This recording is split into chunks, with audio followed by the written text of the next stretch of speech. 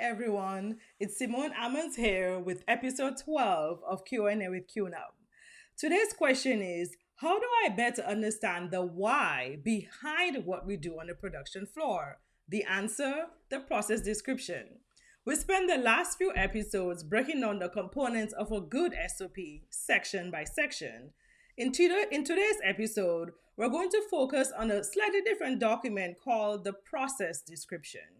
This document, the process description, goes into great detail explaining everything about the process. This document includes things like test results from R&D and pilot studies, why a particular cell line was chosen, the composition of the cell media and its effectiveness during cell growth studies, the number of cell culture passages needed for scale up, the duration for the runs of the seed bioreactor versus the production bioreactors, the optimum conditions for running those bioreactors, separation conditions, and then downstream separation best practices, and then for long-term and short-term storage, what are the best practices for those?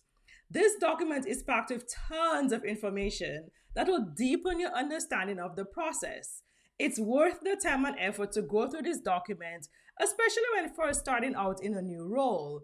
This knowledge comes in very handy, especially when dealing with process upsets, troubleshooting equipment failures, and when trying to figure out why the production test results are not quite matching up to the expected results based on R&D and pilot test data.